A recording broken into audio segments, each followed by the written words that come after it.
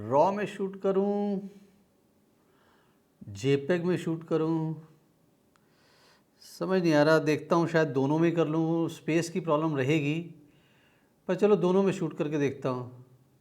Sir camera चल रहा है। रियली? Yes sir. उप्स।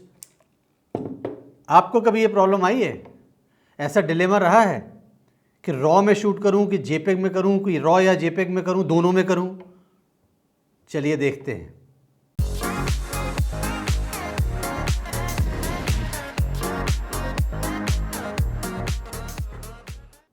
नमस्कार दोस्तों, आपका एक्सप्लोरिंग लाइट में स्वागत है। मेरा नाम जस्सी उब्रॉय है। कोई भी एक बिगनर फोटोग्राफर जो है, या मैंने कई बार मिड लेवल फोटोग्राफर को भी देखा है कि सबसे बड़ा जो कन्फ्यूजन उसके दिमाग में चल रहा होता है वो ये है कि रॉ में शूट करें कि जेपेग में शूट करें, या किस समय कौन सा फॉर्मेट यूज़ करें शूट करने के लिए। कुछ लोग ये कहते हैं कि रॉ शूट करना चाहिए, कुछ लोग ये कहते हैं जेपेग शूट करना चाहिए। अनफॉर्चुनेटली मज़ेदार बात यह है कि ये जो डिबेट है ये उस दिन से चली आ रही है जिस दिन से फोटोग्राफी डिजिटल में कन्वर्ट हुई है, एंड इसका आज तक कोई तोड़ निकल ही नहीं पा रहा। मतलब इसको कंक्लूजन नहीं निकल पा रहा। तोड़ तो हमारे पास है, बट कंक्लूजन नहीं निकल पा रहा कि रॉ सही है या जेपेग सही है। मैं खुद जो है बहुत ज़्यादा रॉ के फेवर में बात करता हूँ। मैं अपनी ये नहीं बोलना चाहता कि आप भी रॉ में शूट करिए। मैं आपको आज ये प्रूव करके दिखाना चाहता हूँ कि रॉ ही एक ऐसा पावर हाउस है फोटोग्राफर के लिए जिसके अलावा उसका कोई चारा ही नहीं है, उसको रॉ में शूट करना ही पड़ेगा। हम ये भी डिस्कस करेंगे बीच में कि जेपेग में आप कब शूट कर सकते हैं, बट पहले हम ये समझ लें कि रॉ या जेपेग में फ़र्क क्या है दोनों में। बेसिकली जो जेपेग फाइल है वो अपने आप में एक पूरी बनी हुई इमेज है, पिक्चर जिसको हम कहते हैं, फ़ोटो कहते हैं, जिसको हम देखते हैं किसी भी सॉफ्टवेयर के थ्रू, या आप अपने मोबाइल पे देखते हैं, कहीं पर भी जो है फाइनल इमेज जो है वो जेपेग फाइल ही होती है। ये रेडी टू यूज़ फाइल होती है। इसको आप कहीं भी शेयर कर सकते हैं, कहीं भी प्रिंट इमीडिएटली, अगर आपने डायरेक्ट प्रिंट लेना है प्रिंट ले सकते हैं, सोशल मीडिया पे शेयर कर सकते हैं। उसके साथ आप कुछ भी, जो भी पिक्चर के साथ आप करते हैं वो कर सकते हैं। कंप्रेस्ड फाइल होती है, जो कि टेक्निकली अगर मैं बात करूं तो वो 8 बिट फाइल है। 8 बिट का मतलब है कि 1.6 करोड़ कलर इन्फॉर्मेशन होती है। बहुत ज़्यादा है। मतलब आप सोच के देखो, ऑलमोस्ट 1.5 करोड़ के आसपास की कलर इन्फॉर्मेशन एक जेपेग फाइल में है। फिर प्रॉब्लम क्या है? प्रॉब्लम आपको थोड़ी देर बाद पता चलेगी। लो डायनेमिक रेंज इमेज होती है बिकॉज कंप्रेस्ड है। कैमरा करता क्या है कि जिस समय आपने फ़ोटो खींची, जो कैमरे में आपने सेटिंग्स की हुई हैं वो सेटिंग्स को इमेज के ऊपर फाइनल बनाने के लिए उस पर अप्लाई करता है, एंड बाकी जो इन्फॉर्मेशन थी उस पूरी इन्फॉर्मेशन को परमानेंटली डिस्कार्ड कर देता है, मतलब ख़त्म कर देता है। वो आपके पास अवेलेबल नहीं रहती है। अब सिचुएशन ये है कि आपको कुछ गलत आपने शूट कर दिया, कहीं पे कोई कॉम्प्रोमाइज़ हो गया, तो आप उसको रिकवर कैसे करोगे? वो नहीं कर सकते बिकॉज कैमरा उसको डिस्कार्ड कर चुका है। इसीलिए उसमें डायनेमिक रेंज लेस होती है। अगर अब हम रॉ की बात करें, रॉ इससे उल्टी चलती है। रॉ इमेज फाइल है ही नहीं। अगर आप रॉ को देखेंगे तो कहीं ना कहीं पे आपको रॉ ऐसी भी लगेगी कि आपको उसमें उतनी डिटेल्स नज़र नहीं आ रही हैं, उतनी शार्पनेस भी नज़र नहीं आ रही है। क्वालिटी में देखने में जेपेग से थोड़ी हल्की ही लगती है वो। और क्यों? क्योंकि ये डायरेक्ट डेटा है। सेंसर ने जो देखा, जो कैमरे ने देखा, वो सेंसर पे कैप्चर हुआ। सेंसर से कंप्लीट डाटा ट्रांसफ़र होके एक फ़ाइल बनती है जिसको कि हम रॉ फाइल कहते हैं। वो रॉ फाइल कंप्लीट डेटा होने के मतलब, अगर आपको पिक्चर देखनी है, इमेज देखनी है उसकी, तो आपको उसको कन्वर्ट करना पड़ेगा इमेज में, पोस्ट प्रोसेस करना पड़ेगा। फ़र्क मेन यहाँ पर यह है कि जेपेग की प्रोसेसिंग हो रही है बट वो कैमरा कर रहा है। रॉ की प्रोसेसिंग करके आप करके उसको पिक्चर में कन्वर्ट करके आप देखेंगे। ये अनकम्प्रेस्ड फाइल है, हाई डायनेमिक रेंज है। ये यूजुअली 12 या 14 बिट में आती है, 12 या 14 बिट में आती है। अगर मैं 12 बिट की बात करूं तो आप ये समझ लीजिए 6800 करोड़ के कलर्स की इंफॉर्मेशन इसमें है। अब आप सोच के देखो, मैंने वहाँ पे कितना बोला जेपेग में? ऑलमोस्ट 1.5 करोड़, ये 6800 करोड़ की कलर इन्फॉर्मेशन है 12 बिट में। और 14 बिट में यही इन्फॉर्मेशन 4.5 के आसपास, अंदाज़ा 4.5 लाख करोड़ कलर्स की इन्फॉर्मेशन स्टोर करता है एक 14 बिट की रॉ फाइल। आप सोच के देखिए क्या कितनी इन्फॉर्मेशन आपके पास है जिससे कि आप इमेज को प्रोसेस करके उसको प्रोसेस करके इमेज में कन्वर्ट कर सकते हैं। हाँ, एक चीज़ जो यहाँ पे जाननी ज़रूरी है कि अगर जेपेग फाइल किसी भी कैमरा ब्रांड से शूट कर रहे हैं तो वो जेपेग ही है। रॉ आप जिस कैमरा ब्रांड से शूट कर रहे हैं उसका प्रोप्राइटरी फॉर्मेट होता है। फॉर एग्जांपल, अगर आप कोई भी एक ब्रांड लेते हैं, अगर आप पैनासोनिक ले रहे हैं तो उसका एक प्रोप्राइटरी फॉर्मेट अलग है, कैनन का अलग है, निकॉन का अलग है, सोनी का अलग है। उसको जिस समय आप कन्वर्ट करेंगे तो वो यूनिवर्सल फॉर्मेट जेपेग में कन्वर्ट होगा। अब मैं आपको ये दिखाऊंगा कि जब हम प्रोसेसिंग करते हैं तो अगर मेरे पास जेपेग है और एक रॉ है तो उसमें दोनों में जो हमने डायनेमिक रेंज की भी बात की थी, जो डिटेल्स की बात की थी, कितनी डिटेल्स कलर इन्फॉर्मेशन स्टोर करता है जेपेग या रॉ, इसका हमको फ़ायदा क्या होता है मैं आपको रियल टाइम करके दिखाऊंगा। अभी जो आप इमेज मेरे देख रहे हैं, मैंने जो चूज़ की है एक पर्टिकुलरली बहुत हाई कॉन्ट्रास्ट लाइट वाला एक पोर्ट्रेट, फैशन की पोर्ट्रेट को चूज़ किया है मैंने।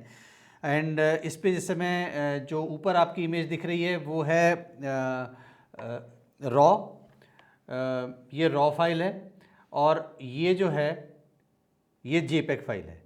और जब हम दोनों को प्रोसेस करेंगे, आपके सामने अब आपको दिखाऊंगा मैं कि प्रोसेसिंग हमारी कितने कंट्रोल में रहती है और कितनी आसान हो जाती है जब हम रॉ फाइल को प्रोसेस करते हैं, एंड वही जेपेग में क्या प्रॉब्लम्स हमको फेस होती हैं जब हम उसको प्रोसेस करते हैं।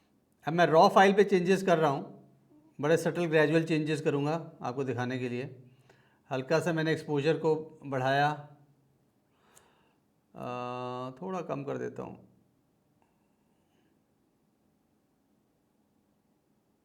या अब मैं शैडोज़ को थोड़ा सा ओपन करूँगा। शैडोज़ को ओपन किया तो आप देखिए डिटेल्स, अगर मैं यहाँ पे दिखाऊँ आपको तो ये डिटेल्स यहाँ पे बहुत अच्छी निकल के आ रही हैं। मैं और जूम करके भी आपको दिखा देता हूँ, ये देखिए तो डिटेल्स हैं यहाँ पर। मैं फिर से इसको शैडोज़ को ओपन करता हूँ थोड़ा सा। हाँ जी, ये बहुत बढ़िया हो गया। अब मैं जो ये चेंजेस मैंने किए हैं रॉ को, ये मैं जेपेग के ऊपर इम्प्लीमेंट करता हूँ। जेपेग के ऊपर किया मैंने, ये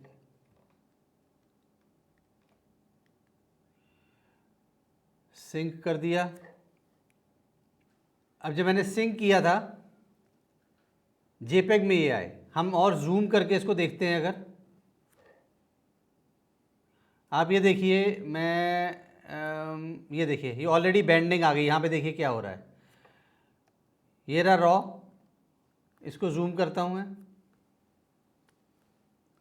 कोई भी प्रॉब्लम एरियाज नहीं है। ये पूरा यहाँ पे देखिए पूरा क्लीन है बैकग्राउंड, वेयर एज जेपेग में ऑलरेडी बेंडिंग शुरू हो गई है। एंड जो चेंजेस भी थे वो उतने नहीं हैं। अगर आप इस एरिया में थोड़ा सा ध्यान देंगे, ये जो थोड़ा शैडो एरियाज हैं ये रॉ के ऊपर है, यहीं पे ध्यान दीजिए। मैं जेपेग पे लेके आ रहा हूँ, ये देखिए डार्क हो गया।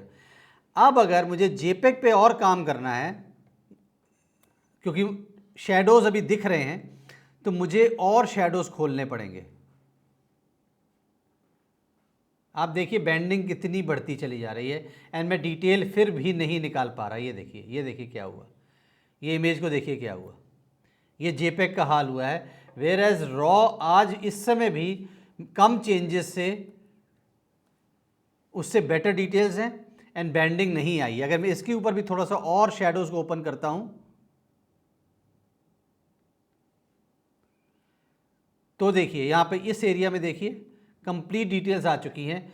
वेयर एज जेपेग में ये देखिए क्या हुआ, यहाँ पे ये देखिए क्या आ रहा है, आर्टिफैक्ट्स आने शुरू हो गए यहाँ पूरा, एंड बेंडिंग शुरू हो गई है।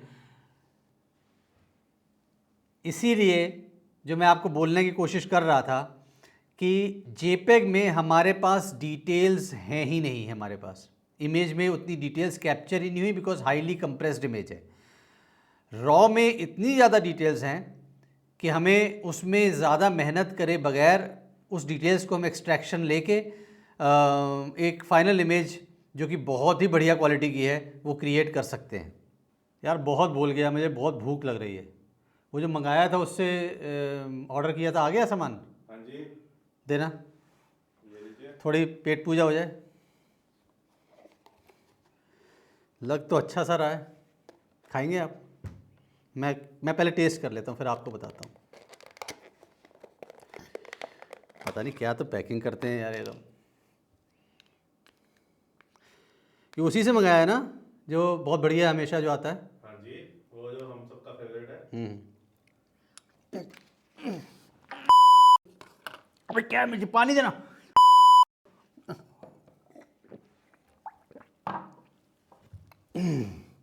ऐसा हुआ है कभी आपके साथ? आपने अपने फेवरेट रेस्टोरेंट से खाना ऑर्डर किया और इतनी मिर्ची थी या इतना नमक था कि आप उसको हैंडल नहीं कर पाए? ज़रूर हुआ होगा, मेरे साथ तो कई बार हो चुका है। अब क्या करेंगे आप इसमें?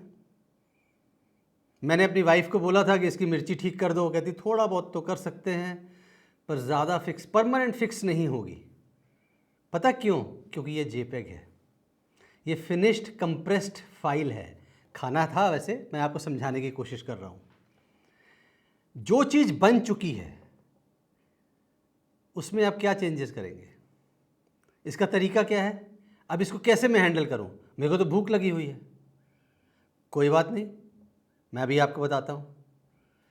देना मुझे वो, ये पड़ा है। वाह, कच्ची सब्जियां, ये रॉ वेजिटेबल्स हैं। इन raw vegetables and raw file में सिर्फ एक ही फर्क है, पता क्या? कि ये जितनी सब्जियां दिख रही हैं जब ये बन जाएंगी, इन रॉ सब्जियों से मैं नई दोबारा नहीं बना सकता। एंड रॉ फाइल का क्या फ़ायदा है? आप उससे मुगलई बनाइए, चाइनीज़ बनाइए, इंडियन बनाइए, किसी भी टेस्ट का बनाइए और कितनी बार भी बनाइए। 1 साल बाद फिर से उसको उठाइए फिर बनाइए, 6 साल बाद फिर उसको उठाइए फिर बनाइए, ख़त्म नहीं होगी कभी। मैजिकल है ये रॉ इसलिए चाहिए कि हम रॉ से ये सब्जी तो बना सकते हैं बट इसको वापस इस फॉर्मेट में नहीं ला सकते, इसको हम ठीक नहीं कर सकते। अब आपको समझ में आया कि आपने रॉ में क्यों खींचनी है। हमारे पास कोई ऑप्शन ही नहीं है दोस्तों। अगर आप ये चाहते हैं कि आपके पास ऐसी चीज़ हो, ऐसी फाइल हो जिसमें कि आपकी कंप्लीट डिटेल्स इतनी ज़्यादा हैं कि आप उससे किसी भी तरह, किसी भी स्वादानुसार अपना एक खाना बना सकते हैं, फाइल बना सकते हैं, पिक्चर क्रिएट कर सकते हैं, तो रॉ ही खींचना है। तो क्या जेपेग बिल्कुल नहीं खींचे? खींच सकते हैं, पर कब? सिर्फ 2-3 सिचुएशंस में। अगर मेरी रिक्वायरमेंट ऐसी है कि मेरे को, फ़ोटो जर्नलिस्ट हूँ, अभी कहीं पे रियल टाइम शूट कर रहा हूँ और अभी ही फ़ोटो पेपर में छपनी है या किसी वेबसाइट पे जानी है, उसका ट्रांसफ़र होना है, वो इमेज इमीडिएटली जेपेग खींच के मैं आगे ट्रांसफ़र कर दूंगा, वो वहाँ पे वेबसाइट पे या किसी न्यूज़पेपर में प्रिंट हो जाएगी। हो सकता है वैसे कोई और रिक्वायरमेंट हो कमर्शियल लेवल पे, मैं स्पोर्ट्स की फ़ोटोग्राफी कर रहा हूँ, ओलंपिक्स शूट कर रहा हूँ, एशियन गेम शूट कर रहा हूँ, वहाँ से मेरे कैमरे से डायरेक्ट इमेजेस ट्रांसफ़र होके रियल टाइम वो कहीं ना कहीं किसी पब्लिकेशन में छप जाएंगी, वहाँ पे जेपेग की ज़रूरत है। इसके अलावा शायद मुझे किसी क्लाइंट के साथ इमेजेस को लो रेजोल्यूशन में शेयर करना है सो दैट कि वो उसमें से मुझे छांट के दे सके कि फाइनली इन इमेजेस को आप प्रोसेस करके दीजिए। तो मैं रॉ तो नहीं दे सकता, वहाँ पे जेपेग दूंगा। तो इस सिनेरियो में मैं रॉ प्लस जेपेग खींचूंगा। रॉ प्लस जेपेग तो एक ऐसा पावर टूल है आपके हाथ में कि आपके पास रॉ हमेशा के लिए पड़ी हुई है। जब भी आपको अच्छी प्रोसेसिंग करनी है तो आप रॉ को पिक करके करिए, जहाँ पे आपको रियल टाइम शेयर करना है वहाँ पे आप जेपेग को शेयर कर सकते हैं। तो मेरा एक और चीज़ बोलने का मन कर रहा है यहाँ पे, रॉ आपकी इंश्योरेंस पॉलिसी की तरह है, आपके बुरे वक्त में हमेशा काम आएगी। रॉ को खींचना मत भूलिएगा, इसके अलावा आपके पास कुछ चारा ही नहीं है। अगर आपको वीडियो अच्छा लगा हो तो प्लीज़ लाइक करिए, चैनल को सब्सक्राइब करिए। कुछ और आइडियाज़ हैं, मैं जानना चाहूँगा कि आप एक्चुअली में जेपेग शूट करते हैं कि रॉ शूट करते हैं, वो ज़रूर कमेंट में लिखिएगा। मेरे को ये जानना हमेशा अच्छा लगता है, बिकॉज पता तो चले, हो सकता है मैं भी गलत हूँ। और बेल आइकन को, घंटी को बजाना मत भूलना, क्योंकि वहीं से आपको सबसे पहले पता चलेगा कि हमने कोई नया वीडियो रिलीज़ किया है। अगले वीडियो तक आप हमें इंस्पायर करते रहिए आपकी इमेजेस के साथ। Bye, take care.